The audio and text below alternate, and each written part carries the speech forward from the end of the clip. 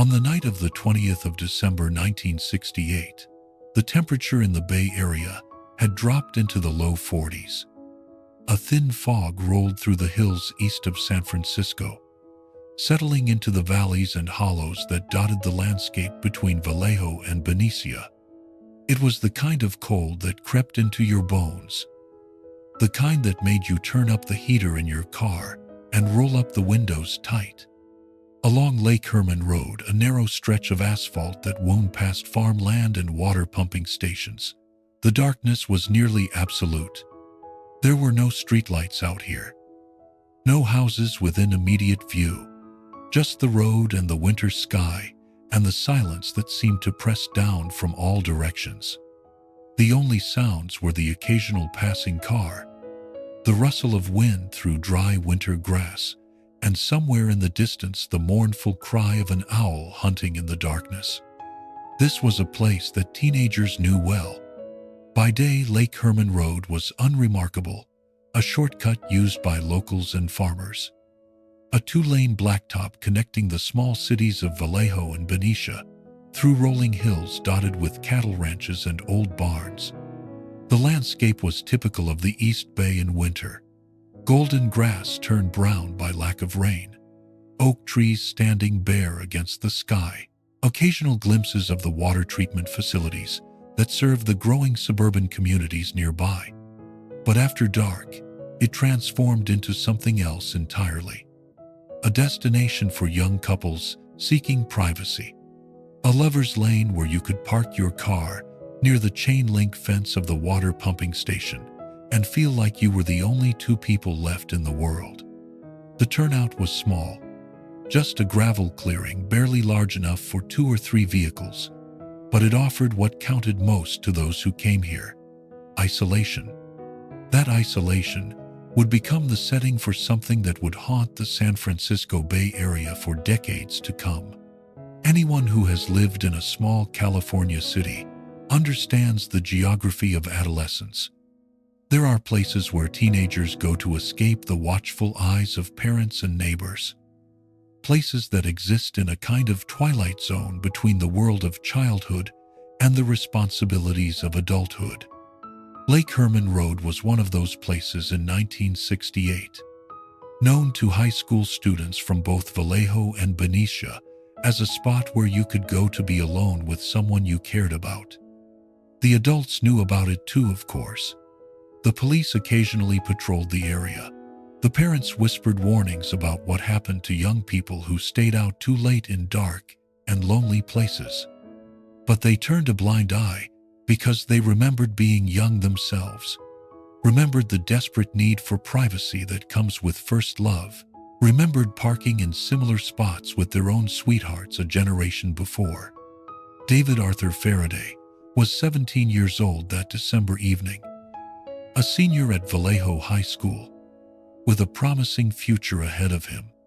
He was an athlete, a wrestler who took pride in his conditioning and discipline.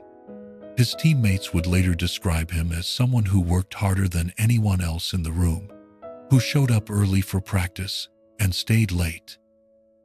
The discipline of wrestling had shaped him in ways that went beyond physical fitness. It had taught him patience and strategy, the ability to wait for the right moment. Those who knew him described a young man who was earnest and responsible, the kind of teenager parents trusted to bring their daughter home on time. He had borrowed his mother's 1961 Rambler station wagon for the night, a sensible vehicle that reflected the kind of careful, measured approach David took to life. It was brown and beige, practical rather than flashy. The car of someone who understood that style mattered less than reliability. The Rambler was not the kind of car that would impress anyone. Not like the muscle cars that some of his classmates drove, the Camaros and Mustangs that roared through the streets of Vallejo with their engines announcing their presence to anyone within earshot. But David did not care about impressing people with his car.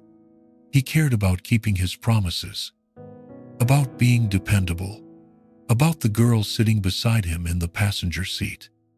He had met Betty Lou Jensen just 2 weeks earlier at a church function, and in the way of young love, those 14 days had been enough to convince him that she was someone special. David was cutting classes just to drive to Benicia to see her, a violation of his usual responsible behavior that spoke to the intensity of his feelings. His friends noticed the change in him, the way he smiled more often, the way he talked about this girl from the neighboring town with a kind of reverence that went beyond ordinary teenage infatuation. David Faraday was falling in love for what might have been the first time, and he was falling hard. The distance between Vallejo and Benicia was not great, perhaps 10 miles, but it required crossing the boundary between two different high school territories, two different social worlds. David did not care about such boundaries. He cared only about seeing Betty Lou. Betty Lou Jensen was 16, a junior at Hogan High School in Benicia, and an honor student who took her studies seriously. She was involved in her church and participated in a youth organization called the Pythian Sunshine Girls, a group dedicated to community service and moral development. The organization's stated purpose was to lay a foundation of purity, service, and usefulness in all things that help to make the lives of those around us happier and the world a better place to live in. Those who knew Betty Lou said she took those words seriously, that she was the kind of young woman who looked for opportunities to help others, who volunteered her time and energy without expecting anything in return. She was conscientious and kind, following rules not because she feared punishment, but because she genuinely believed in doing the right thing. She had never really dated before. Her parents were protective, perhaps more protective than some. She was content to focus on her schoolwork, her church activities, her friendships with other girls her age. But something about David Faraday had caught her attention at that church function 2 weeks earlier, something that made her willing to step outside her comfortable routine. Perhaps it was his earnestness, his obvious sincerity. Perhaps it was the way he looked at her with an attention that made her feel seen and valued. Whatever the reason, Betty Lou had agreed to this date, had convinced her parents to let this boy from Vallejo take her out for an evening.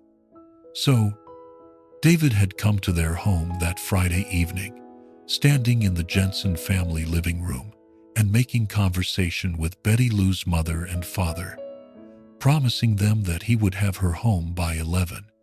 He was polite and well-spoken, the kind of young man who looked you in the eye when he shook your hand, who said please and thank you without being prompted. The Jensens could see why their daughter liked him. He seemed solid, dependable. They asked him questions about his family, his plans for after high school, the kinds of questions that parents ask when they are trying to determine whether a young man is worthy of their daughter's attention. David answered them honestly and thoroughly, neither bragging about himself nor diminishing his accomplishments. Betty Lou was dressed for the occasion, her face bright with anticipation for her first real date with this boy, who had been driving all the way from Vallejo just to see her. She had taken care with her appearance, choosing her clothes carefully, fixing her hair in a style she hoped he would find attractive. Her parents watched as she climbed into the passenger seat of the Rambler, watched as David carefully backed out of their driveway, watched until the taillights disappeared around the corner. They expected to see their daughter again in a few hours, expected to hear her come through the door before midnight, expected that this would be the first of many dates with this polite young man from the neighboring town. They had no way of knowing that they were seeing their daughter alive for the last time. The original plan had been to attend a Christmas concert at Hogan High School, just a few blocks from the Jensen home. It was the kind of innocent evening activity that parents would approve of, a school event where there would be supervision and structure, where Betty Lou would be surrounded by people she knew, But as often happens with young people, plans changed. The concert did not seem as interesting as it had when they were making arrangements.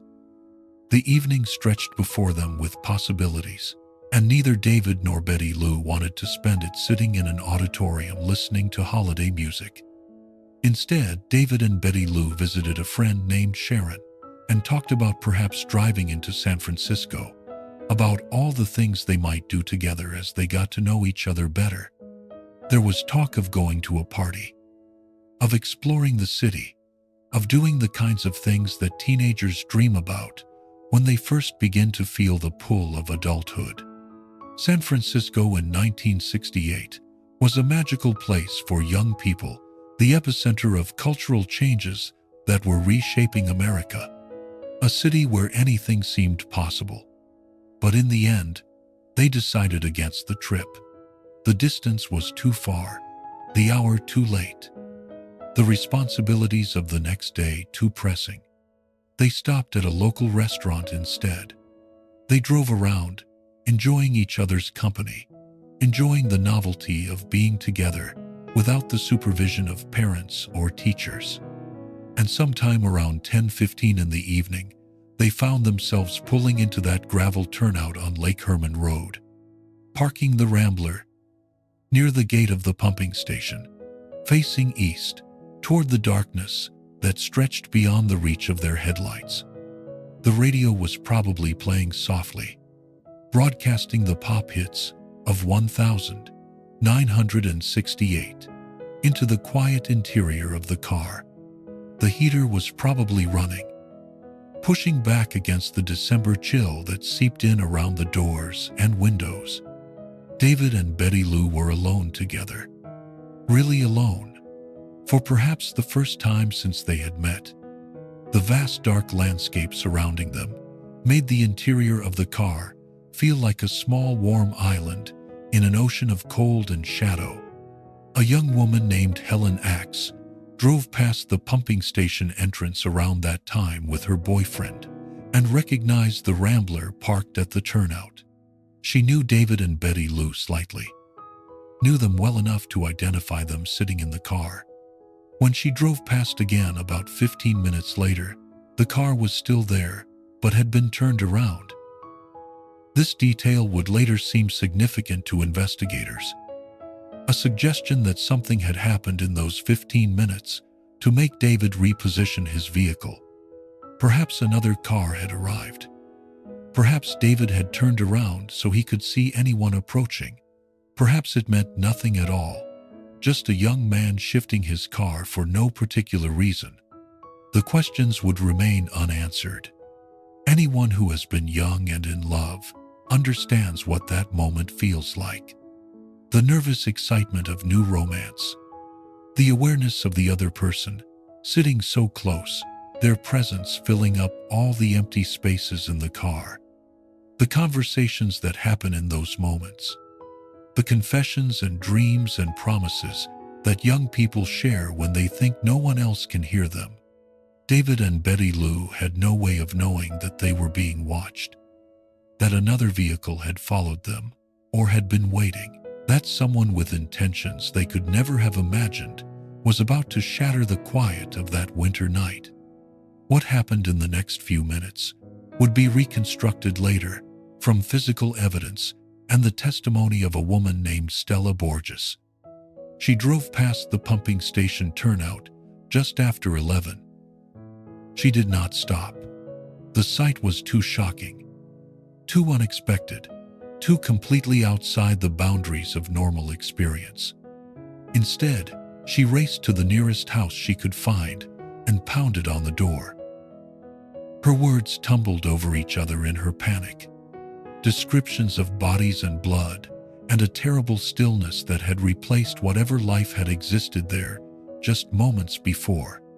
The police were called, patrol cars were dispatched, and when officers arrived at that gravel clearing, they found a crime scene that would puzzle investigators for decades. Betty Lou Jensen lay on the cold ground, about 10 feet from the right rear bumper of the Rambler, her body facing away from the car as though she had been running. She had been shot 5 times in the back with a .22 caliber weapon, and the pattern of the wounds suggested she had been fleeing when the bullets struck her. The grouping of the shots was tight, indicating either a skilled marksman or someone shooting at very close range, following her as she ran and firing again and again until she fell. She was still wearing the clothes she had put on for her first date, still wearing the expression of hope and anticipation that had lit her face when David arrived at her parents' door just a few hours earlier. She showed no signs of life when the first officers arrived. Whatever future she might have had, whatever dreams she had been nurturing about college and career and family, had been erased in a matter of seconds. David Faraday was found near the car's left side, a single gunshot wound to his head. The bullet had entered beneath his left ear, a close-range shot that suggested he had been standing or had just exited the vehicle when he was struck.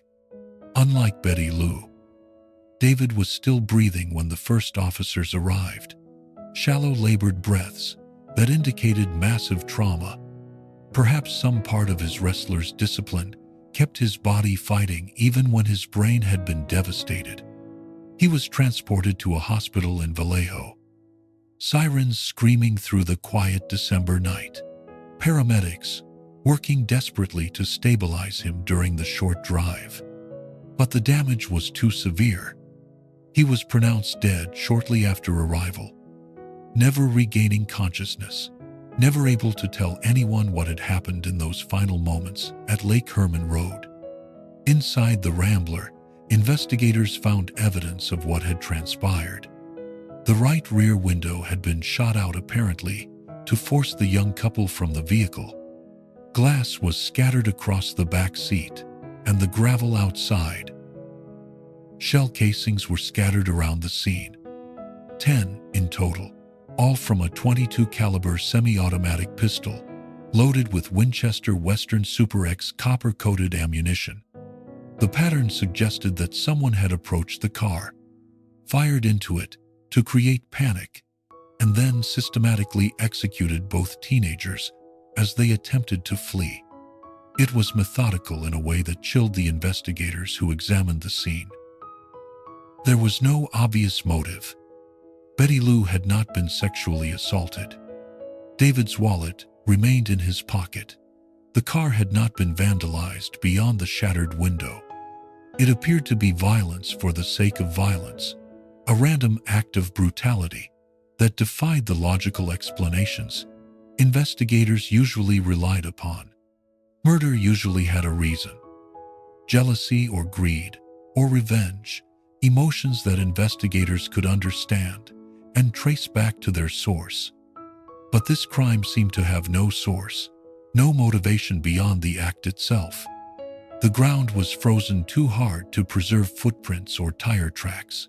The darkness had swallowed whatever vehicle the killer had used. And in those pre-DNA days, before cellular phones and security cameras had blanketed the landscape before the forensic techniques that would eventually transform criminal investigation, the case quickly stalled. The Solano County Sheriff's Office worked the murders, following up on tips and rumors, interviewing David's classmates and Betty Lou's friends, looking for anyone who might have had reason to harm these two young people.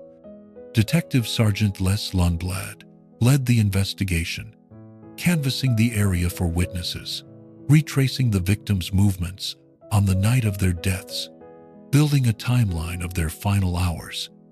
Every acquaintance was questioned. Every rumor was pursued. There was a story about David being threatened by someone involved in drugs, a suggestion that he had planned to report a dealer to the authorities. But the lead went nowhere, dissolving into hearsay and speculation without producing a viable suspect. The Jensen and Faraday families were left to grieve, left to face the holidays with empty chairs at their tables and unopened presents under their trees. The Jensens buried their daughter just days before Christmas, a service attended by hundreds of mourners who could not comprehend how such a thing could happen to such a good girl. David Faraday's funeral was equally devastating. His wrestling teammates, serving as pallbearers, carrying the weight of their friend's body and the heavier weight of questions that would never be answered. In the weeks and months that followed, the case files grew thicker, but the answers remained elusive. The community was left to wonder whether a killer was still walking among them, whether any teenager parking on a lonely road might be the next victim. Then summer arrived, and everything changed. The 4th of July 1969 fell on a Friday that year, and the city of Vallejo had planned the kind of celebration that small American cities excel at. There were parades and picnics, fireworks and flags. The mood was festive, despite the tensions that had marked the country throughout the late 60s. The assassinations and riots and war protests that had made it seem like the nation was coming apart at the seams. On this Friday evening in Vallejo, people set aside their worries and gathered to celebrate the nation's birthday, to watch the sky explode in red and white and blue, to feel connected to their neighbors and their country in a way that everyday life rarely allowed. The temperature was warm, the summer evening stretching lazily toward darkness as people lingered outside, enjoying the pleasant weather. Children ran through yards, catching fireflies. Adults sat on porches, drinking beer and watching the last light fade from the sky. Teenagers gathered in parks and parking lots, feeling the restless energy that comes with a holiday evening, looking for something to do. Among the thousands enjoying that night were Darlene Ferrin and Michael Mageau, two young people whose paths were about to cross with something far darker than they could have imagined. Darlene Elizabeth Ferrin was 22 years old, a waitress and young mother who worked at a restaurant called Terry's Waffle Shop on Magazine Street in Vallejo. She was vivacious and outgoing, the kind of person who collected friends easily and seemed to know everyone in town. Walk into a room with Darlene, people would later say, and within 5 minutes, she would be talking to half the people there, making them laugh. She had grown up in the area, knew its rhythms and its people, moved through its streets with the confidence of someone who belonged there. She was also married, though her relationship with her husband Dean was complicated. They had a young daughter together, but the marriage was not a happy one, marked by the kinds of tensions and disappointments that come when two people realize they may have made a mistake. Darlene was known to enjoy the company of other men, to have admirers who followed her from restaurant to restaurant as she moved between jobs, to live her life with a freedom that was perhaps unconventional for a young mother in a small California city in 1969. But whatever her private complications, she was by all accounts kind and generous. A young woman with a bright laugh and an easy smile who lit up whatever space she occupied. Michael Mageau was 19 years old. He was young for his age in some ways, still finding his place in the world, still trying to figure out who he was and who he wanted to become. He would later describe his relationship with Darlene as casual, two people who enjoyed each other's company without the weight of romantic commitment. They talked, they spent time together, but Michael was careful to clarify that they were not boyfriend and girlfriend. Whether that description was entirely accurate, whether there were feelings on his side or hers that remained unspoken, only Darlene and Michael could say. On the night of July 4th, Darlene picked Michael up at his home around 11:30, driving her brown Chevrolet Corvair through the emptying streets of Vallejo. The fireworks were over by then, the celebrations winding down, and the city was settling into the quiet that follows a day of festivities. The streets were darker than usual. Many of the businesses closed for the holiday, the only illumination coming from streetlights and the occasional porch light left burning by someone who had already gone to bed. Darlene told Michael she wanted to talk to him about something, though she never specified what. The conversation they were meant to have would never take place. Instead of finding a restaurant or returning to either of their homes, Darlene drove to Blue Rock Springs Park, a recreation area on the eastern edge of Vallejo that featured a golf course and picnic facilities. During the day, families came here to play and picnic, enjoying the green grass and mature trees that provided shade from the California sun. But after dark, the park served a different purpose. Like the turnout on Lake Herman Road, this parking lot had a reputation as a place where young people came to be alone. It was only about 4 miles from where David Faraday and Betty Lou Jensen had been murdered 7 months earlier, though Michael Majot would later say he did not think about that connection as Darlene pulled into the lot and parked. The parking area was nearly empty when they arrived. Just gravel and darkness, and the shapes of trees against the star-scattered sky. It is difficult not to imagine what they might have been feeling in those moments. The quiet intimacy of the car, the knowledge that they had the place to themselves. Shortly after, they settled in another car, pulled into the lot, a vehicle whose occupants were laughing and setting off firecrackers, celebrating the holiday in the way so many others had that evening. The sound of the firecrackers echoed across the empty golf course, bursts of light and noise that seemed festive rather than threatening. This car left after a few minutes, and the parking lot returned to silence. Then another vehicle arrived. This one was different. It pulled in behind Darlene's Corvair and stopped its headlights off. The driver did not exit immediately. Instead, the car simply sat there, a dark shape behind them, its presence unsettling in a way that neither Darlene nor Michael could quite articulate.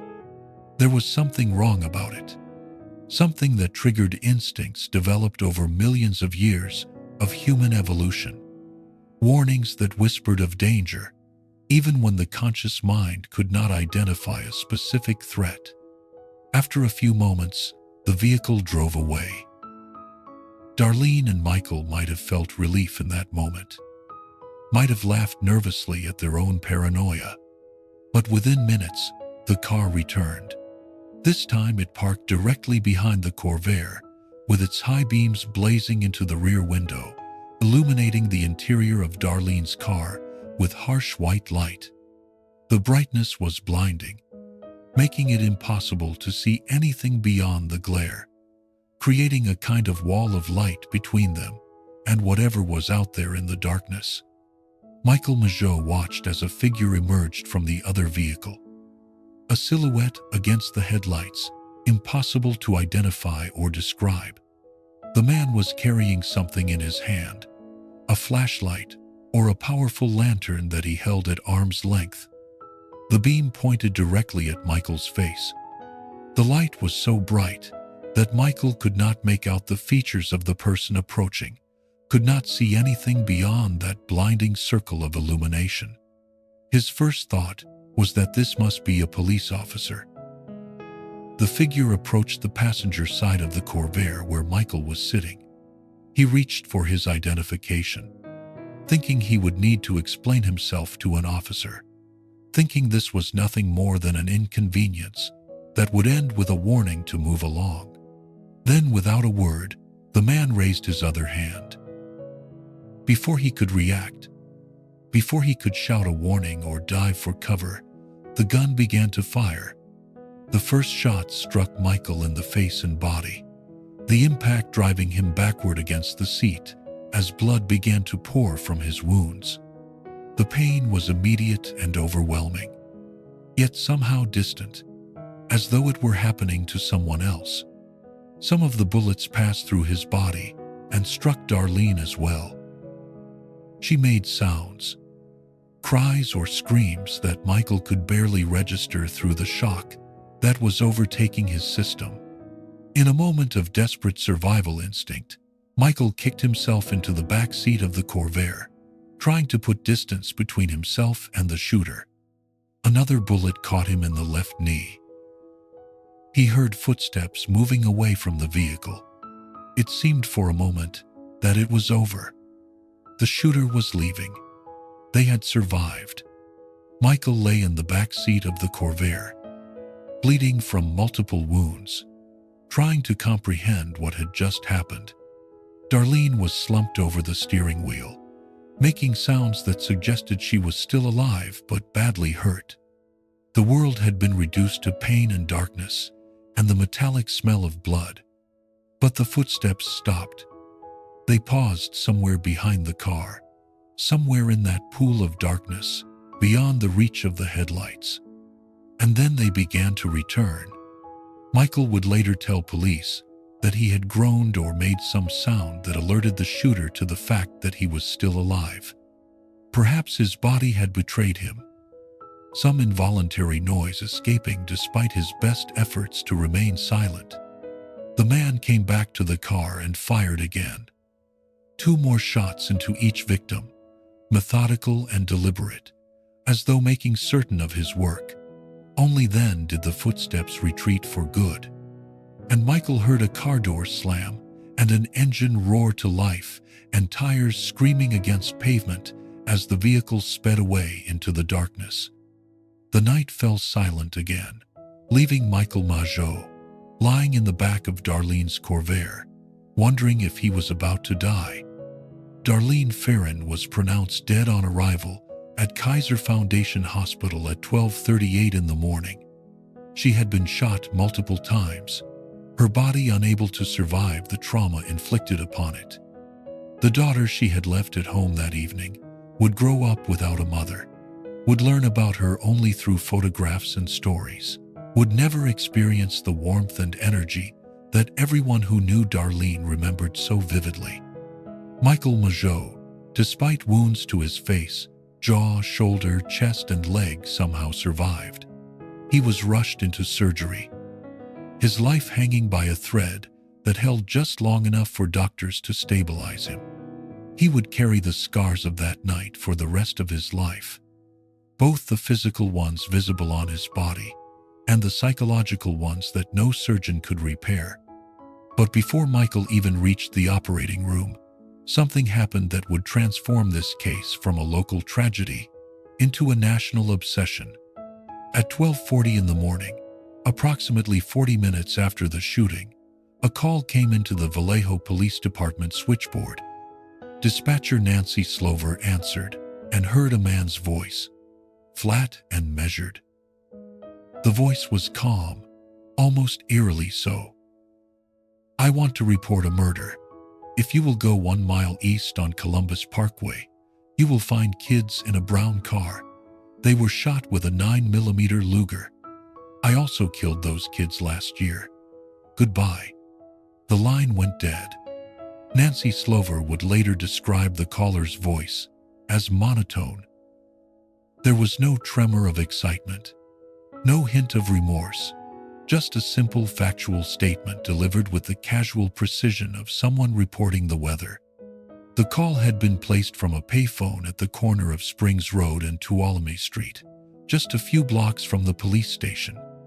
Investigators would find the receiver hanging off the hook when they arrived, as though the caller had not bothered to replace it properly, as though he wanted them to know exactly where he had been standing when he made his announcement.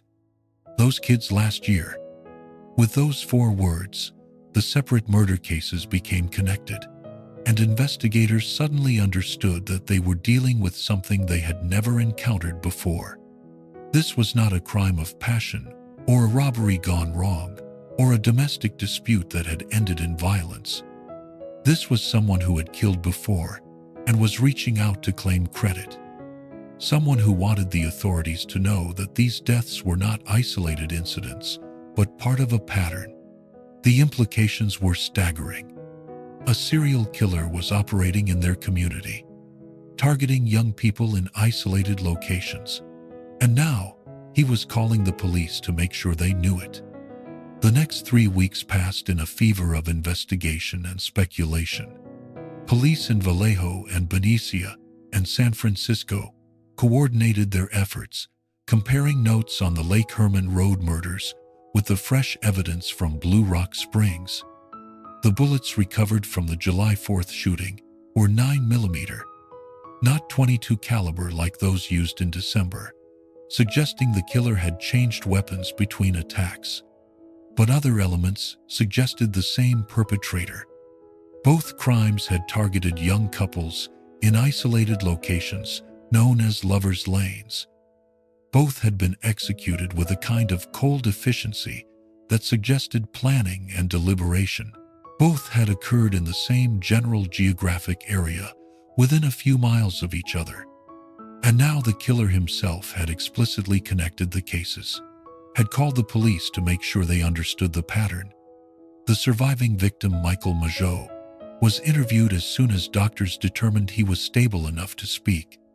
His description of the attacker was frustratingly vague, a consequence of the blinding light that had made it impossible to see the shooter clearly. He described a white male, short, possibly 5 feet 8 inches, with a heavy, beefy build. The face was large, the hair short and curly, light brown, or almost blonde. But these details were uncertain. Fragments glimpsed through pain and fear, and the dazzling light of that flashlight beam. It was not enough to identify a specific individual, not enough to narrow the search to any meaningful degree. Then, on the 31st of July, 1969, the situation escalated in a way that no one had anticipated. The San Francisco Chronicle, the San Francisco Examiner, and the Vallejo Times-Herald each received identical letters, handwritten in block letters on a single page, each letter containing the same basic message. The author claimed responsibility for the shootings of David Faraday, Betty Lou Jensen, Darlene Ferrin, and Michael Majot. He provided details about the crimes that had not been released to the public, information that only the killer would know, proof that he was who he claimed to be. And he included something else, a cipher. Each letter contained 1/3 of a 408-symbol cryptogram, a puzzle composed of letters, numbers, and strange symbols that the writer claimed would reveal his identity when decoded. The cipher was unlike anything law enforcement had encountered before, a complex arrangement of characters that seemed to defy interpretation. The killer demanded that all 3 newspapers print his cipher on their front pages. If they refused, he threatened to go on a rampage, to cruise around and kill a dozen people over the weekend. The threat was delivered with the same flat, matter-of-fact tone as the phone call to the Vallejo Police Department, as though mass murder were simply another item on a to-do list. It is difficult from the vantage point of modern media to understand how shocking this was in 1969. Serial killers existed, of course, but they did not typically announce themselves to the press. They did not send cryptic puzzles to newspapers. They did not threaten mass murder if their communications were not published. The concept of a killer as media figure, as someone who craved attention and notoriety as much as he craved blood, was relatively new to the American consciousness. Jack the Ripper had sent letters to the press in Victorian London, but that was ancient history, the stuff of foggy gaslit streets rather than modern California suburbs. The newspapers published the cipher. They had no real choice. The threat of a dozen murders was not something anyone was willing to test. On August 4, another letter arrived at the San Francisco Examiner. This one began with a phrase that would become infamous, a greeting that would echo through decades of investigation and speculation. "This is the Zodiac speaking." It was the first time the killer had named himself, and the name he chose was deliberately symbolic, laden with meanings that investigators and scholars would analyze for years to come. The zodiac is a celestial coordinate system, a circle of constellations through which the sun and planets appear to move over the course of a year. Astrologers have used it for millennia to predict fate and personality, to claim insight into the cosmic forces that shape human destiny. The crossed circle symbol that the killer used as his signature resembled the crosshairs of a rifle scope, but it also evoked astrological charts and cosmic alignments, as though the writer saw himself as operating on some plane beyond ordinary human morality. He was not just a murderer, the symbol seemed to say. Whether the killer actually believed this or simply wanted others to believe it. The Zodiac provided more details about the murders in this letter, specifics that investigators could verify against their case files. He described the ammunition he had used at each scene. He mentioned details about the positioning of the bodies and the vehicles that had not been publicized. He was proving his authenticity, demonstrating that he was indeed the person responsible for these deaths, and not some individual seeking attention for crimes he had not committed. The letters removed any doubt that might have lingered in the minds of investigators. The person writing these messages was the same person who had pulled the trigger on Lake Herman Road and at Blue Rock Springs. Meanwhile, amateur and professional cryptographers across the country had begun working on the 408-character cipher. The code appeared complex, using a homophonic substitution system in which multiple symbols could represent the same letter.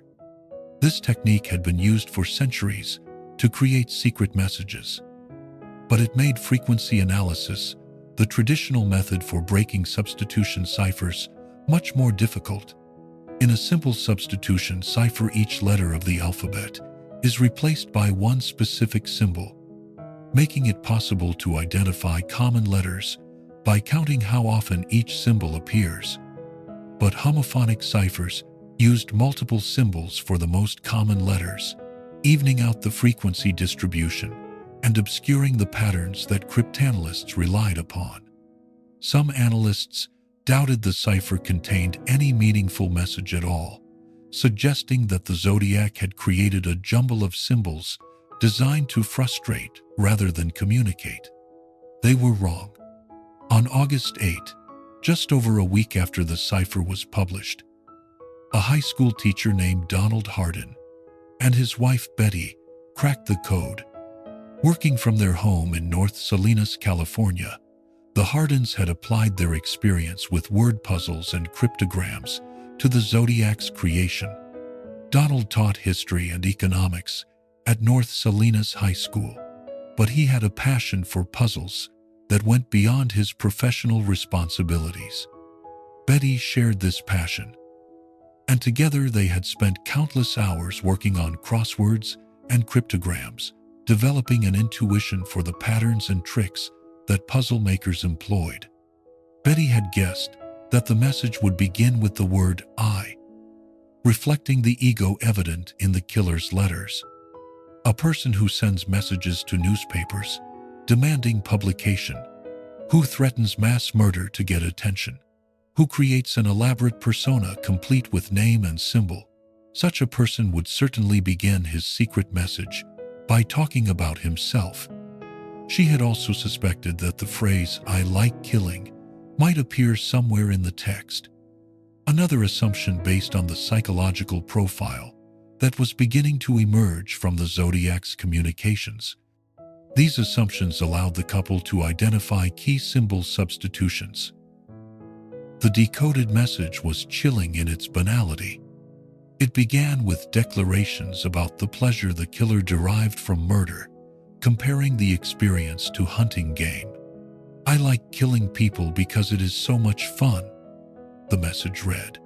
"It is more fun than killing wild game in the forest, because man is the most dangerous animal of all." The misspellings were part of the message, deliberately included, or perhaps evidence of limited education. The Zodiac wrote that killing gave him the most thrilling experience, that it was even better than other pleasures he had known.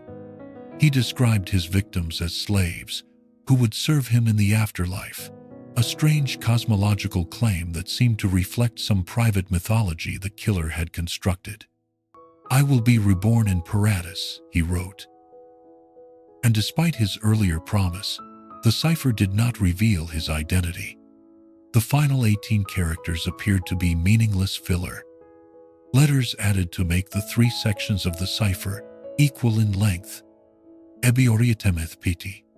Cryptanalysts would spend years trying to find meaning in these letters, rearranging them into anagrams, searching for hidden patterns, wondering if the Zodiac had concealed his true name in this string of apparent nonsense. But no convincing solution ever emerged. If there was a message in those 18 letters, it remained as mysterious as the identity of the man who had written them. The FBI verified the hardened solution and released the decoded text to the public. Whatever investigators had hoped the cipher might contain names or addresses or clues that would lead directly to an arrest, the actual content was a disappointment. The Zodiac had used his puzzle not to confess his identity, but to boast about his crimes, to philosophize about death and power. The message was less a confession than a manifesto, and it provided little in the way of actionable intelligence. But it did provide something else: a window into the mind of the killer, a glimpse of the twisted worldview that had led him to take the lives of young people who had done nothing to deserve their fate. September brought a different kind of horror, a transformation of the Zodiac from anonymous shooter to something more theatrical, more deliberately terrifying. Lake Berryessa is a reservoir in Napa County north of San Francisco, a beautiful body of water surrounded by rolling hills and oak trees. The lake was created in the 1952 when Monticello Dam was built on Puta Creek, flooding a valley that had once contained the small town of Monticello and the communities that surrounded it. The old town lay beneath the water now, its streets and buildings submerged, its former residents scattered to new homes throughout the region. What remained was a recreational paradise, a place where families and young people came to boat and fish and swim, to water ski across the glittering surface, to camp along the shores and enjoy the natural beauty of the California wine country. On September 27, a Saturday afternoon with warm weather and clear skies, college students Brian Hartnell and Cecilia Shepard drove out to the lake for an afternoon together. The day was warm enough that the summer tourists had not yet abandoned the area. It was the kind of perfect autumn day that makes Northern California so beloved by its residents: clear skies and moderate temperatures, and a landscape painted in golds and greens that seemed to glow in the afternoon light. Brian was 20 years old, a student at Pacific Union College, a small Seventh-day Adventist institution in the hills above the Napa Valley.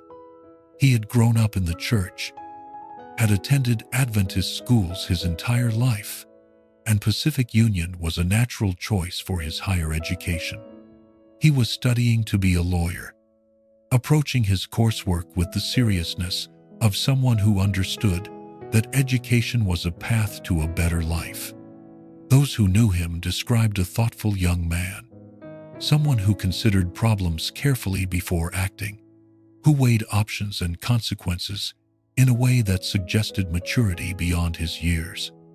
Cecilia Ann Shepard was 22, also a Pacific Union student, someone Brian had dated 2 years earlier and with whom he had remained friends. She was a music student, passionate about her studies and her faith, the kind of person who approached everything she did with dedication and enthusiasm. Brian and Cecilia had broken up 2 years before, but they had managed to maintain a friendship, a connection that had survived the awkwardness that often follows the end of a romantic relationship. Recently, they had been spending more time together, rekindling something that might have been friendship or might have been something more. That afternoon, they had found a quiet spot on a small island connected to the shore by a narrow sand spit. The island was not large, perhaps a few acres of oak trees and grass, but it offered privacy and a beautiful view of the lake. They had brought a blanket and had settled down to talk, to enjoy the afternoon, to explore whether their relationship might be rekindled. The sun was warm on their backs. The water lapped gently against the shore. It was the kind of peaceful afternoon that makes you forget for a while that the world contains anything but beauty and possibility. Sometime in the late afternoon, Cecilia noticed a man watching them from a distance. He was perhaps 100 yards away, lingering near a grove of oak trees. His presence was strange, unsettling in a way that was hard to articulate. There was no obvious reason for alarm. Just a man standing among the trees watching.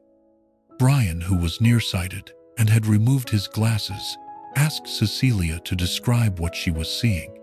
She told him the man seemed to be watching them, but that he had moved behind a tree, as though trying to conceal himself. They might have left then. But people do not always act on their instincts. Do not always listen to the quiet voice that whispers of danger. Perhaps they did not want to seem paranoid. Perhaps they convinced themselves that the man was harmless, just another visitor to the lake who happened to be looking in their direction. Perhaps they simply did not believe that anything truly bad could happen on such a beautiful afternoon. Then the man emerged, and what Brian and Cecilia saw would haunt Brian for the rest of his life. The figure approaching them was wearing a black hood, a kind of executioner's mask that covered his entire head with slits cut for his eyes and mouth. The hood was homemade, crudely constructed from some dark fabric, but its effect was terrifying.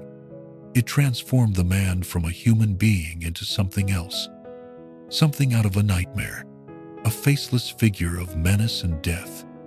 On his chest over his clothing, he wore a square bib-like garment with a white cross-circle symbol sewn onto it, the same symbol the Zodiac used to sign his letters.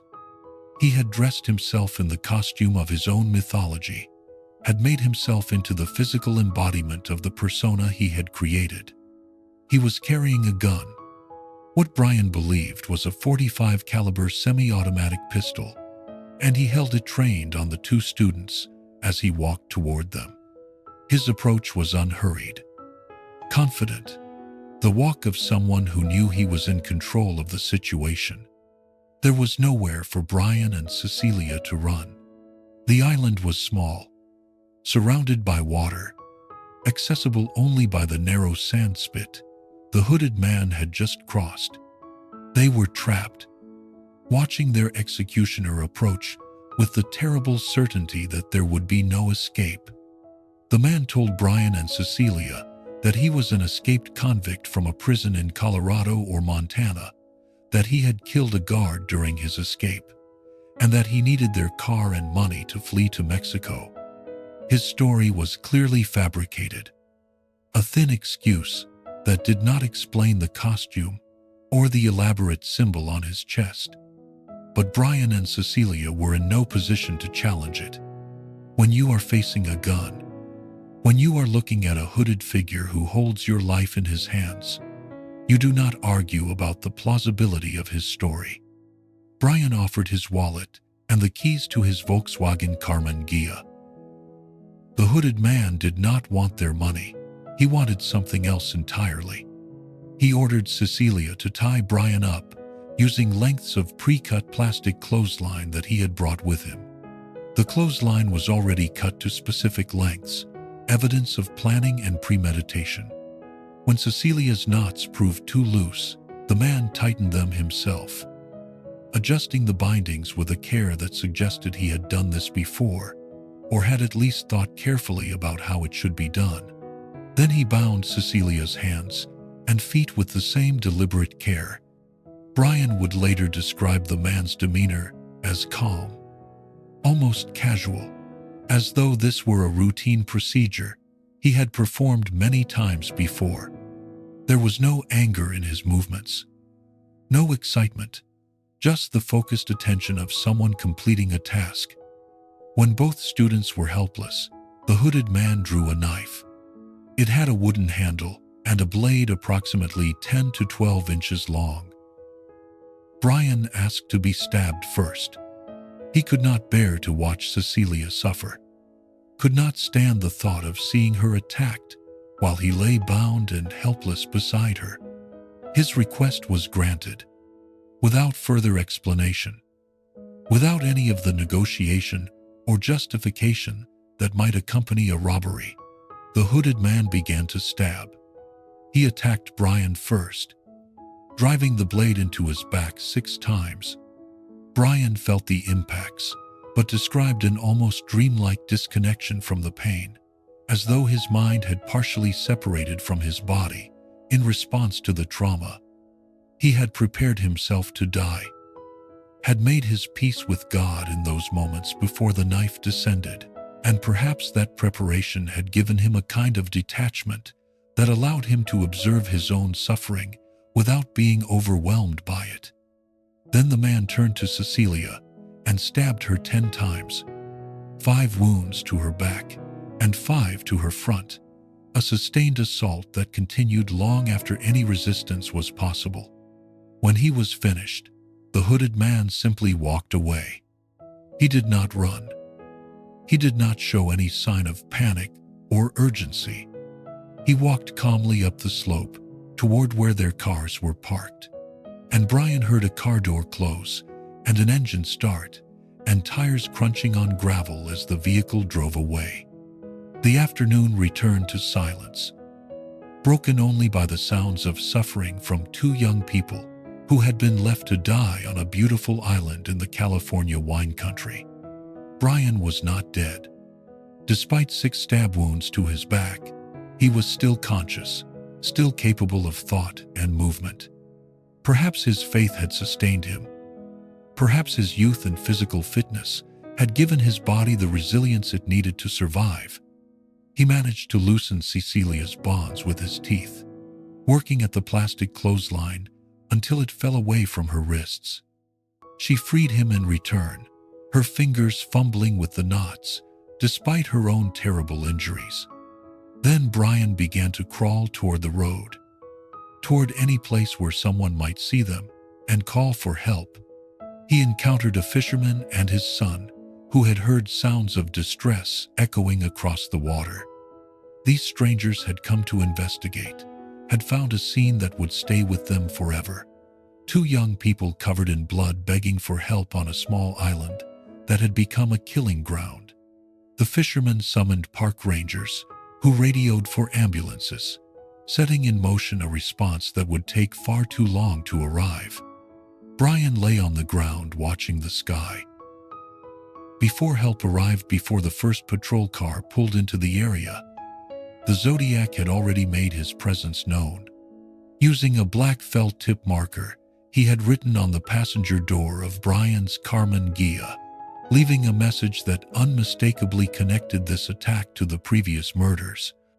He drew his crossed circle symbol, the logo he had chosen for himself, the brand that marked his victims as his own. Below it, he wrote the dates of the Lake Herman Road killings and the Blue Rock Springs shooting. And then he added the current date, with the notation by knife, documenting this latest entry in his catalog of violence. At 7:40 that evening, approximately an hour after the attack, the Napa County Police Department received a telephone call. The voice on the other end was flat and emotionless, the same measured tone that Nancy Slover had described from the call after the Blue Rock Springs shooting. "I want to report a murder. No, a double murder. They are 2 miles north of park headquarters. They were in a white Volkswagen Carmen Ghia." The dispatcher asked for the caller's location, but the voice only grew more distant, as though the speaker were already walking away from the phone. "I'm the one who did it." The call had been placed from a payphone in downtown Napa, at a car wash on Main Street. Investigators would later find the phone off the hook, the receiver dangling, a wet palm print on the surface that suggested the caller had not been wearing gloves. The payphone was located just a few blocks from the Napa Police Department, a proximity that seemed deliberately taunting. He had driven 27 miles from the crime scene, had taken the time to stop and clean his hands, or perhaps wipe down his car, and had called the police to report his own crime with the calm confidence of someone who believed he was untouchable. Cecilia Shepard was still alive when emergency personnel reached her, but just barely. Her injuries were devastating. 10 stab wounds that had damaged vital organs and caused massive blood loss. She provided a description of their attacker before lapsing into unconsciousness during the ambulance ride to Queen of the Valley Hospital in Napa, her voice growing weaker as she struggled to communicate what she had seen. She never woke up. 2 days later, on the 29th of September, 1969, never knowing that her murderer would remain free for decades to come, Brian Hartnell survived. He would undergo extensive surgery and a long recovery, and he would spend the rest of his life carrying the physical and emotional scars of that afternoon at Lake Berryessa. In the days after the attack, he provided police with detailed descriptions of the hooded man's appearance, his costume. He described the man's voice as educated but with a drawl, a way of speaking that he found difficult to characterize precisely.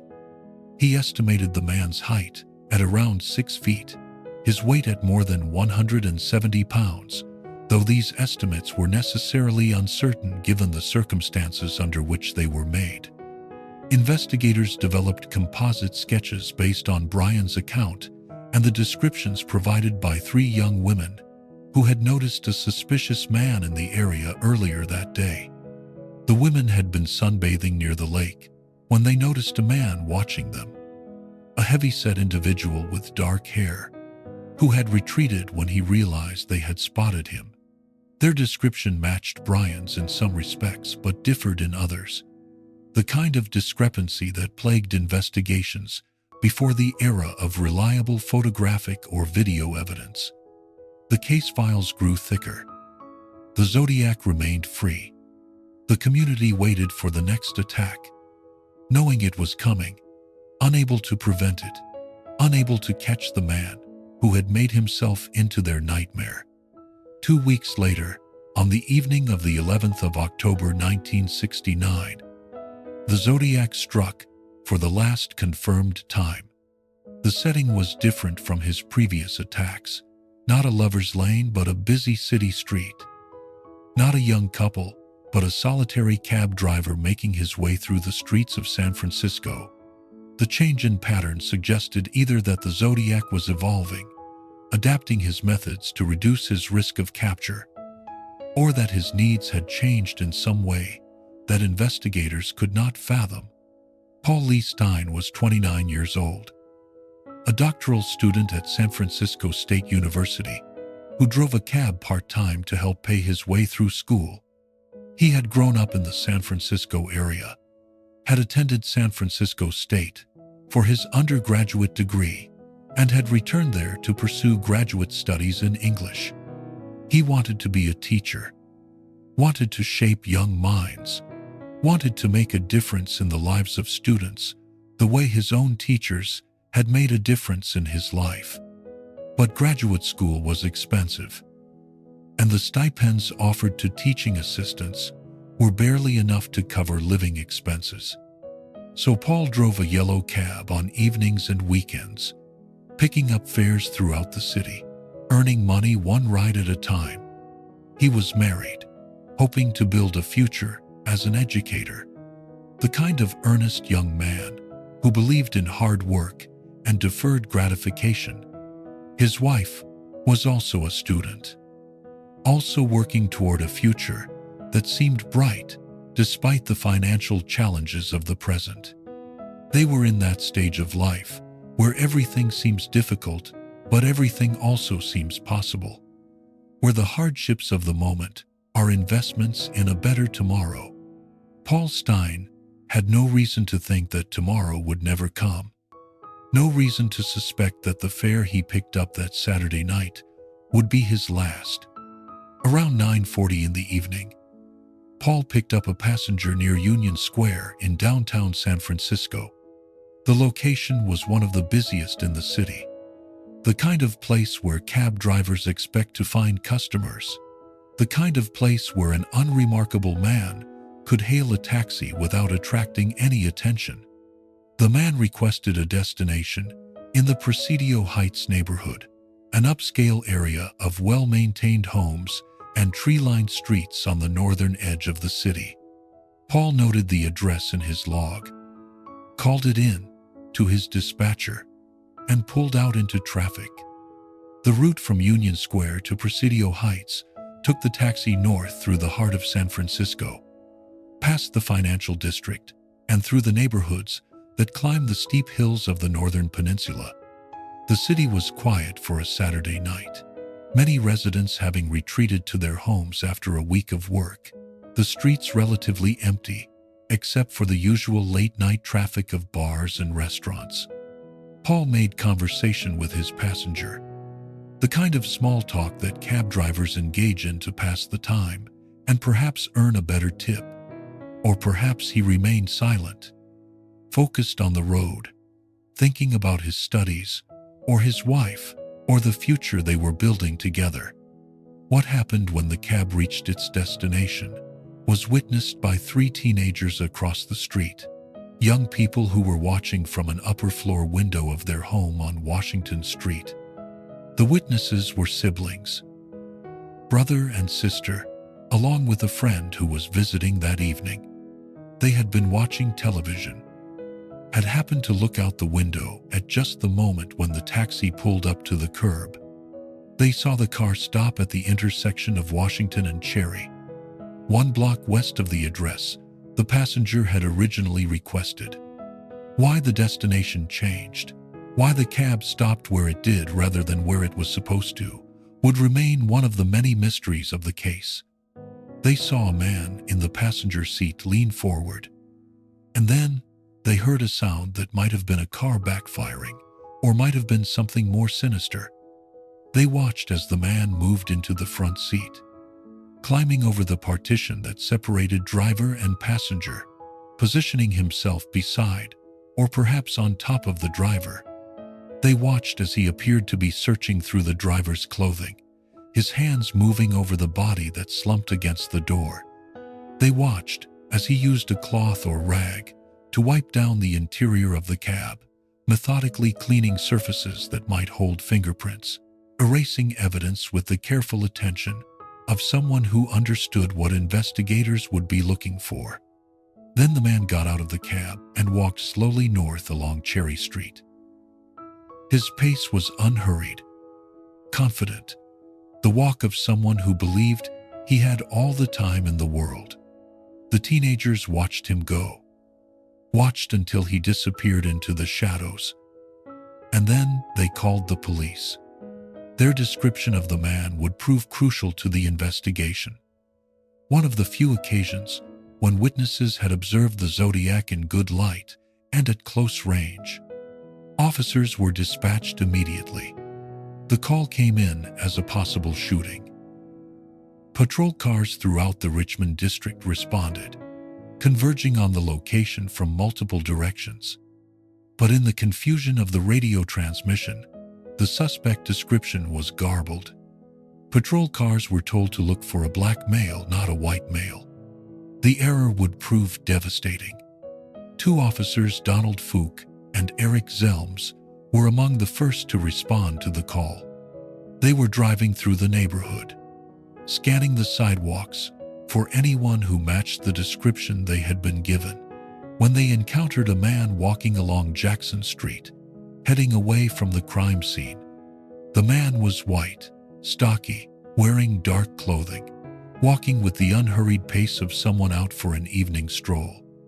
Because the description they had received specified a black male, Fook and Zelms did not immediately recognize him as a suspect, but something about his demeanor, Some instinct developed through years of police work made Fook slow down. They pulled alongside the man, and Fook called out through the window, asking if he had seen anything suspicious in the area. The man stopped, approached the patrol car. He was calm. He told them he had seen someone with a gun running east, pointing in a direction away from where he was heading. The officers thanked him and sped off in pursuit, racing toward a phantom that did not exist. The Zodiac continued walking into the Presidio and disappeared into the night. The officers would later learn that they had spoken to the killer, had looked into his face, had let him walk away to freedom. The knowledge would haunt Fook for the rest of his career. The missed opportunity, replaying in his mind again and again. A corrected description came over the radio moments later. Too late to catch the man, who was already vanishing into the vast darkness of the military reservation. Police canvassed the area, searched the Presidio, knocked on doors throughout the neighborhood. But the Zodiac had escaped, melting into the city like a ghost, leaving behind only a body and a constellation of questions. Paul Stine was dead when officers arrived at the cab. His wallet was missing. A portion of his shirt had been cut away and taken. At first glance, it appeared to be a robbery homicide. A cab driver killed for his night's earnings in a city where such crimes were not uncommon. But investigators who had been tracking the Zodiac through his letters and ciphers suspected otherwise. The location, the execution-style killing, the careful wiping down of the crime scene, these elements suggested something more deliberate than a random robbery. 2 days later, the San Francisco Chronicle received confirmation. A letter arrived bearing the familiar crossed circle symbol and the greeting that had become infamous throughout the Bay Area. "This is the Zodiac speaking. I am the murderer of the taxi driver over by Washington Street and Maple Street last night. To prove this, here is a blood-stained piece of his shirt." Enclosed was a swatch of Paul Stine's shirt, stiff with dried blood, physical evidence that only the killer could have possessed. The piece of fabric had been torn or cut from the victim's clothing. The letter continued with boasts and taunts. The Zodiac mocking the police for their failure to catch him at the scene. He described watching the officers search for him, described slipping away into the darkness while they looked in the wrong direction. He took particular delight in the encounter with Fook and Zelms, recounting how he had spoken to them, had misdirected them, had walked away while they searched for a phantom. The arrogance was unmistakable, the letter dripping with contempt for the authorities who had failed to stop him. And then he made a threat that sent shockwaves through the Bay Area. A threat that transformed the case from a serial murder investigation into a community-wide panic. "School children make nice targets. I think I shall wipe out a school bus some morning. Just shoot out the front tire and then pick off the kiddies as they come bouncing out." The words were written in the same methodical block letters as his previous correspondence, the same casual tone he had used to describe his other murders. But the target was different now. He was not threatening young couples in isolated locations. He was threatening children, innocent children on their way to school, children who had done nothing to draw his attention except exist. The response was immediate and overwhelming. Police departments across the region instituted new protocols for school bus safety. Armed officers rode on buses, scanning the roadsides for anyone who might be waiting with a rifle. Parents drove their children to school rather than letting them walk or take public transportation. Schools went on high alert, reviewing emergency procedures, drilling students on what to do if shooting started. For weeks, a kind of controlled panic gripped the community, as families tried to protect their children from a threat that seemed to come from everywhere and nowhere at once. The Zodiac continued to write letters through 1969. He sent greeting cards and postcards, communications designed to remind the public that he was still out there, still watching, still capable of striking at any moment. He mailed cryptograms that remained unsolved for decades, puzzles that taunted investigators with the possibility of hidden meanings. He claimed additional victims, though none could be conclusively linked to him, numbers that seemed designed more to inflate his legend than to document actual crimes.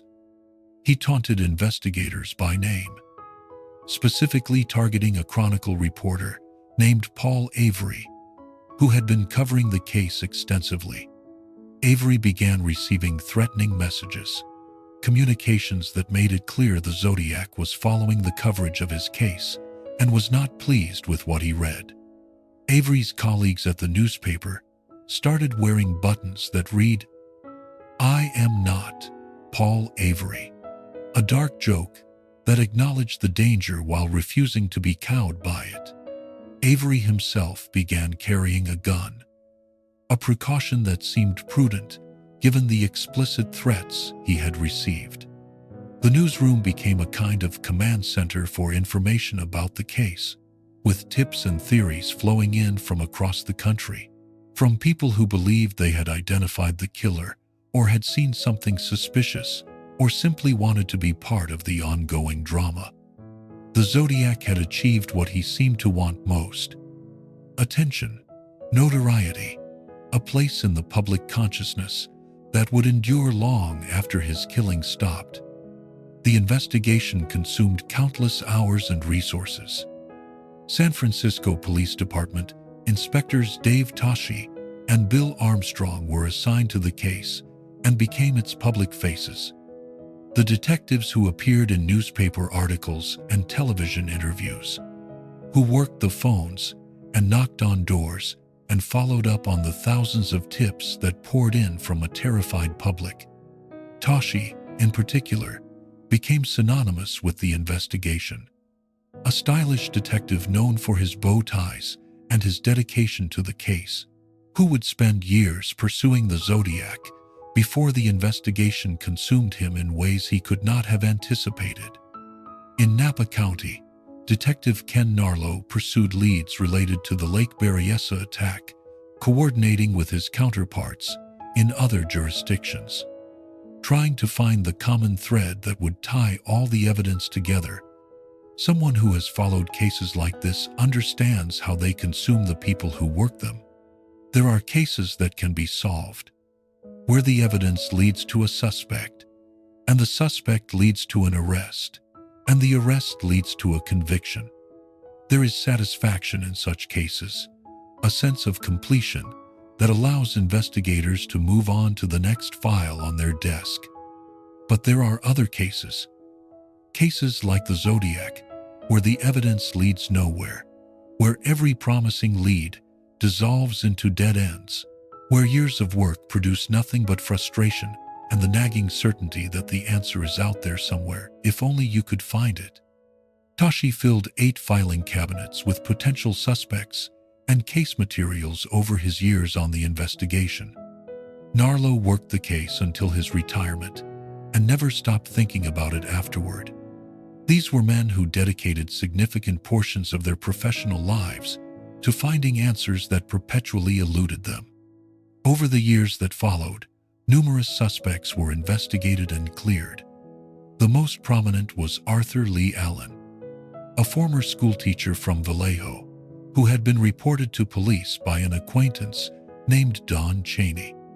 According to Cheney, Allen had discussed plans to kill people, had mentioned using the name Zodiac, and had described a scheme to attack couples in lovers' lanes that was eerily similar to the actual murders.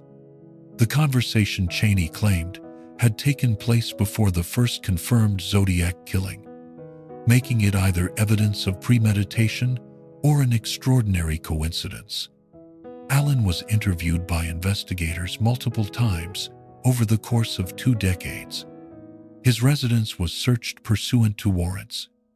Physical evidence was collected and analyzed. The circumstantial case against him was substantial. He lived in Vallejo near the first two crime scenes. He was known to frequent the areas where the attacks occurred. He owned a Zodiac brand watch, a detail that seemed too coincidental to ignore given the killer's chosen name. He had a history of violence, including allegations of child molestation that would eventually lead to his conviction and imprisonment. Friends and acquaintances reported disturbing behavior, comments about hunting humans, an interest in codes and ciphers, a fascination with violence that seemed to go beyond morbid curiosity. But the case against Allen never solidified into something that could be brought to court. His fingerprints did not match those found at the Paul Stein crime scene, where the killer had left partial prints despite his careful attempt to wipe down the cab. His handwriting did not match the distinctive block letters of the Zodiac's correspondence, a conclusion reached by multiple handwriting experts over the years. In 1991, surviving victim Michael Majot identified Allen from a photograph as the man who had shot him at Blue Rock Springs. But other witnesses disputed this identification, and the passage of more than 20 years made any eyewitness testimony problematic. When DNA testing became available in the 2000s, samples from the Zodiac's letters were compared to Allen's genetic profile and failed to produce a match. Allen died of a heart attack in 1992. He maintained his innocence until the end. The truth of his involvement may never be known. He took whatever secrets he possessed to his grave, leaving behind only questions and the frustrating possibility that justice was denied, not by insufficient evidence, but by the limitations of the legal system. Other suspects have emerged over the years, proposed by journalists and amateur investigators and family members seeking answers. Names like Lawrence Kane, Richard Gaikowski, Gary Francis Post, and Earl Van Best Jr. have been put forward, each with their own compelling circumstantial evidence, and each with their own gaps and inconsistencies.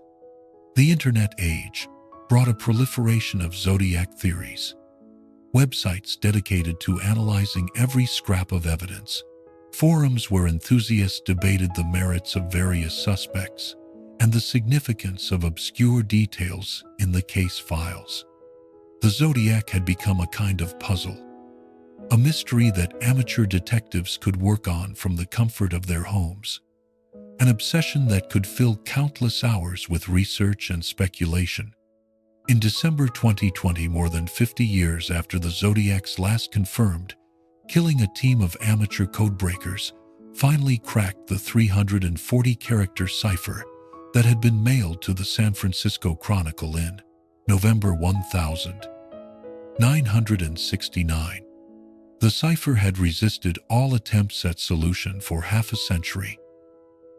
Many had given up hope that it contained any meaningful message, concluding that the Zodiac had created a jumble of symbols designed to frustrate rather than communicate.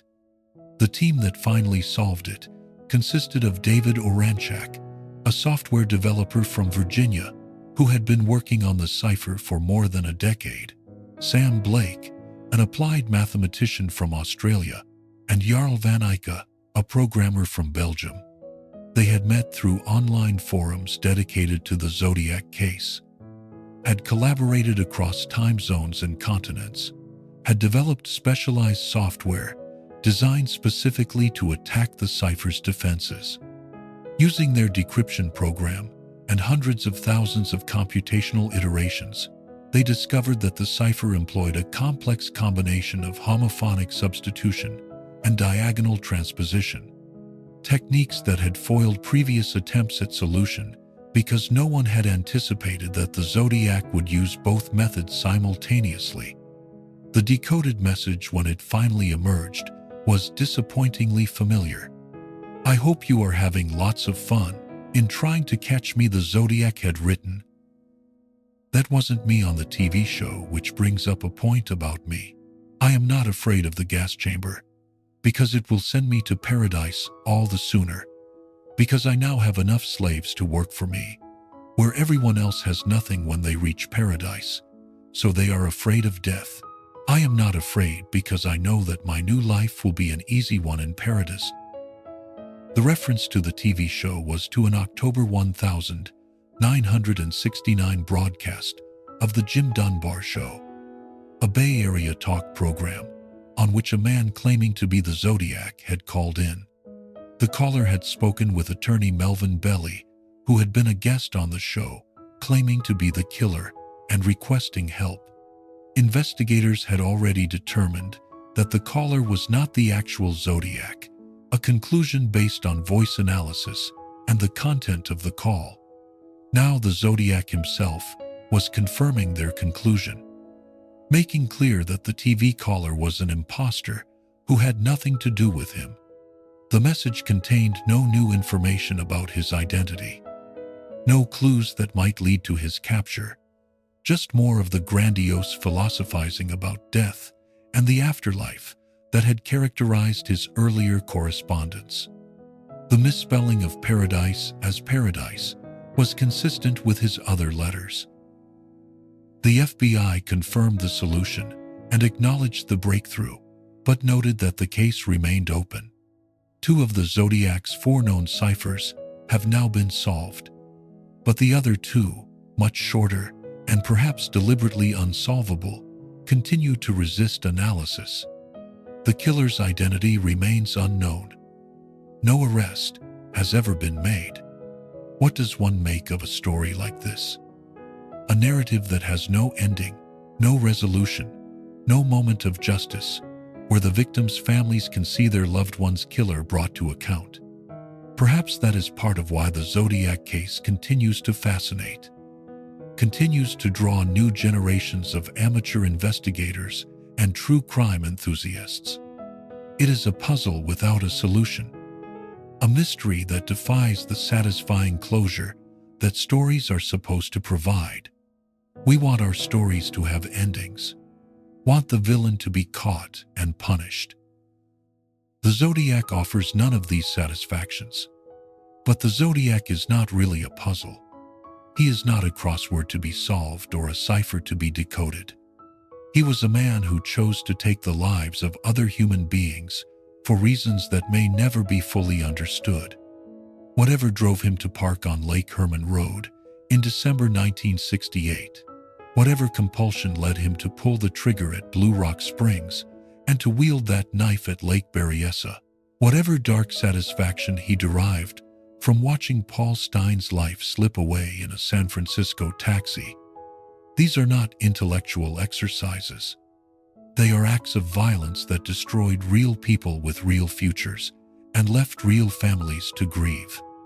David Faraday never got to wrestle in college, never got to see what his discipline and determination might have accomplished in the years ahead. He was 17 years old, full of promise and potential, with a future that stretched before him like an open road. That future was stolen in a matter of seconds, erased by a bullet fired for reasons that made sense only to the person who pulled the trigger. Betty Lou Jensen never got to graduate from high school, never got to explore the world beyond the small community where she had grown up. She was 16, an honor student with a kind heart, on her first real date with a boy who thought she was special. That date ended in a gravel turnout on a dark road, ended in fear and pain and death. Darlene Ferrin never got to watch her daughter grow up, never got to see what her vivacious spirit might have built in the decades she was denied. She was 22, a mother and a friend, someone who lit up every room she entered. Her light was extinguished in a parking lot on the 4th of July, on a night when fireworks were supposed to be the only explosions anyone heard. Cecilia Shepard never got to complete her education, never got to pursue whatever dreams she had been nurturing as a young woman on the cusp of adulthood. She was 22, a music student with a passion for her studies, spending a beautiful afternoon with someone she cared about. That afternoon ended in violence so terrible that it almost defies description. Paul Stine never got to finish his doctorate, never got to teach the students he had hoped to shape and inspire. He was 29. That future ended at the corner of Washington and Cherry, ended with a bullet and a piece of shirt torn away as a trophy. He had survived growing up in San Francisco, had survived the challenges of graduate school, had survived everything life had thrown at him, only to be killed by a stranger for no reason he could have understood.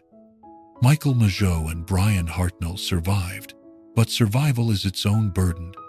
They carry the Zodiac with them still, in the scars on their bodies, and the memories that return unbidden in quiet moments.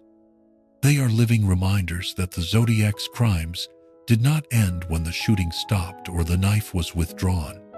Violence ripples outward through time, touching everyone in its path, reshaping lives that continue long after the initial trauma. Both men have had to find ways to live with what happened to them, to integrate those terrible experiences into lives that also contain joy and love and meaning.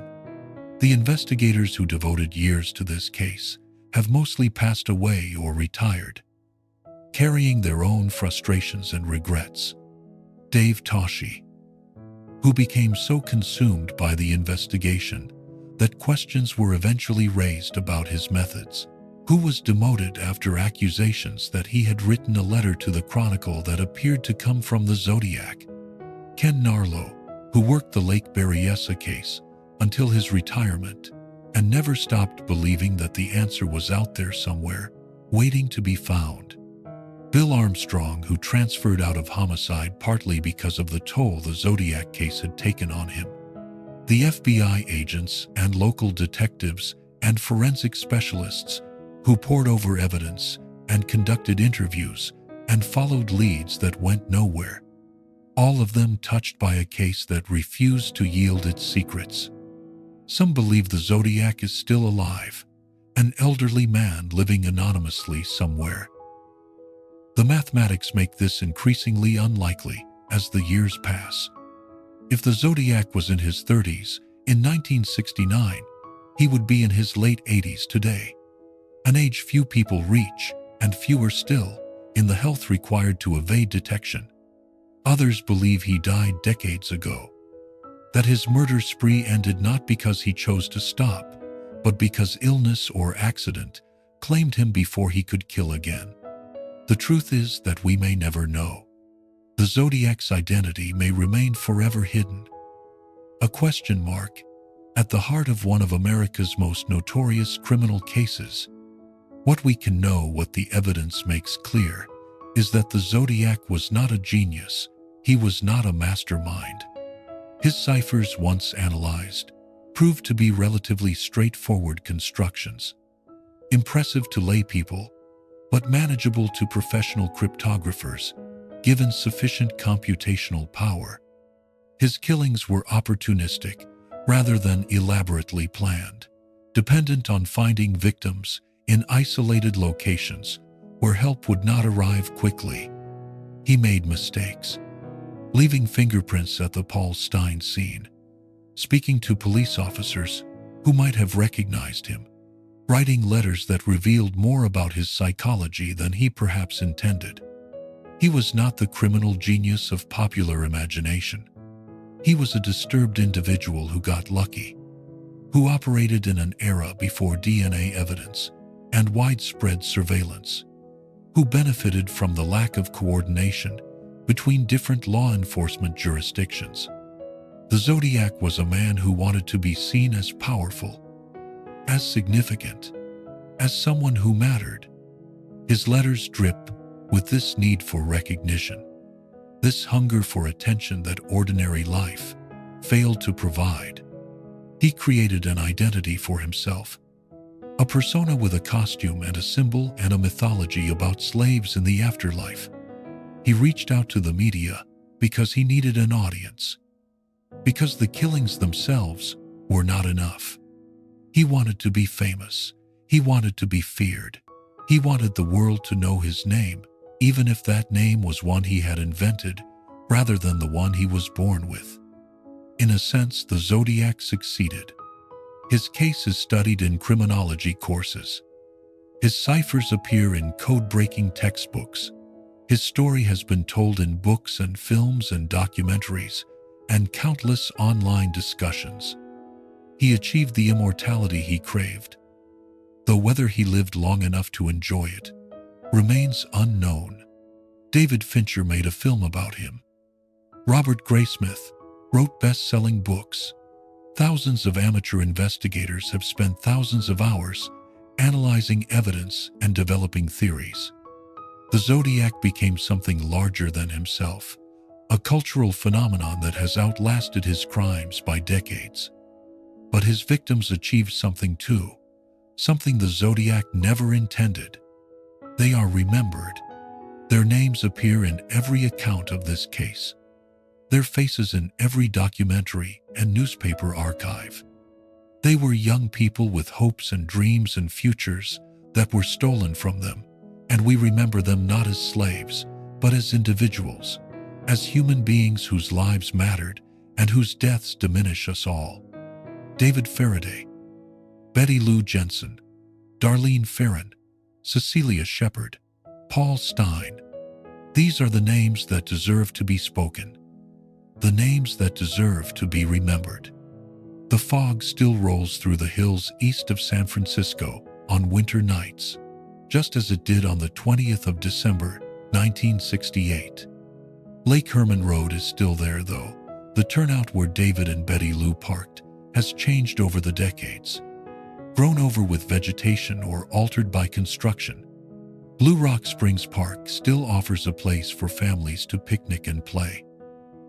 Lake Berryessa still draws visitors who come to boat and fish and enjoy the beauty of Napa County, though the small island where Brian and Cecilia were attacked is now sometimes called Zodiac Island by those who know its history.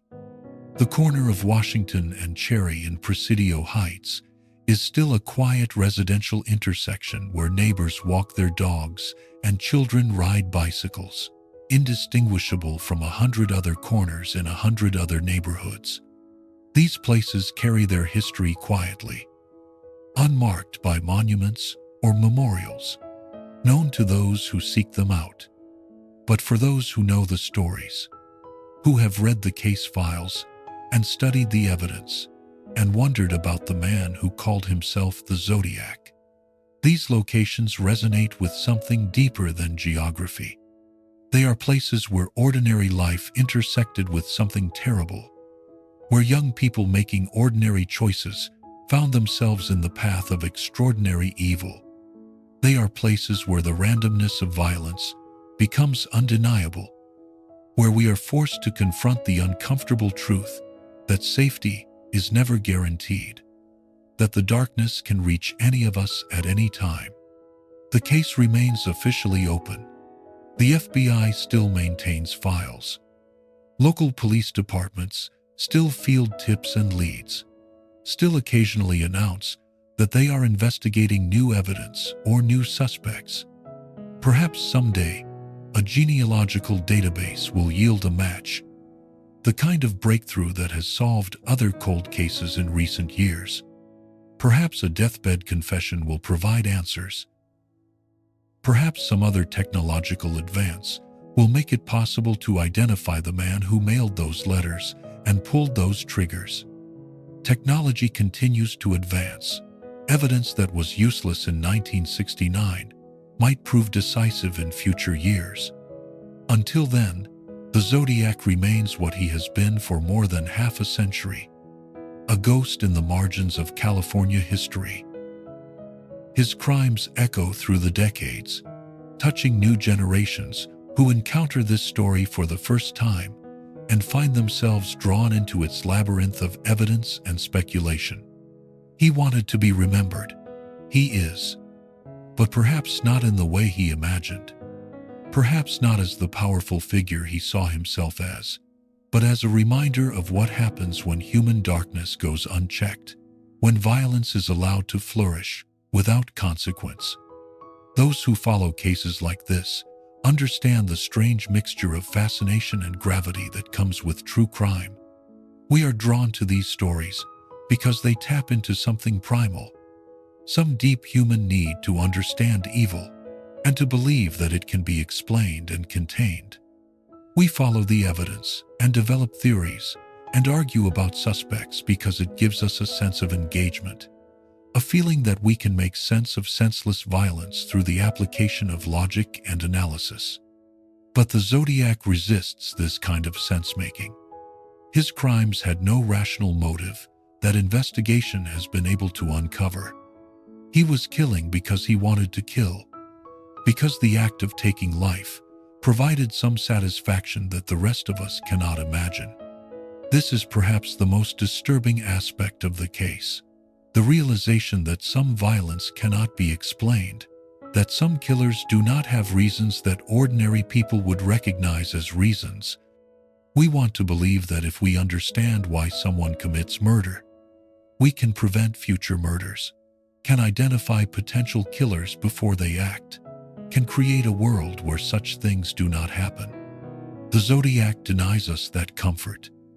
He killed and kept killing and then stopped killing, and never explained why he did any of it. The silence is more terrifying than any confession could be. The families of the victims have lived with this knowledge for decades. They have watched as their loved ones became case studies, as their private grief became public property, as journalists and filmmakers and amateur investigators picked over the details of the worst moments in their lives. Some have spoken publicly, sharing their memories and their pain, hoping that by keeping the cases alive they might someday see justice. Others have retreated into silence, unwilling to participate in the ongoing attention surrounding a case that seems to have no end, wanting only to be left alone with their grief. They deserve better than this. They deserve answers and justice and closure. They deserve to know who killed their children and siblings and spouses, and why and how it was that such a person could walk among us undetected. These are things that perhaps they will never have. And the weight of that uncertainty is a burden that no one should have to carry. But they carry it anyway, because they have no choice. Because the alternative is to forget, and forgetting feels like a betrayal of the people they loved. So we remember them. We speak their names and tell their stories and acknowledge that they were more than victims, more than case file numbers, more than footnotes in a killer's mythology. They were people. They had families who loved them. They had futures that were stolen. And in remembering them and refusing to let them become abstractions, we honor what the Zodiac sought to destroy. He wanted to reduce them to slaves, to numbers, to trophies in his private collection. We refuse. We insist on their humanity. We insist on their names. If there is a case you think deserves to be told, a story that has stayed with you, you are welcome to share it. These are the stories that matter. These are the stories that remind us what we stand to lose when violence goes unanswered.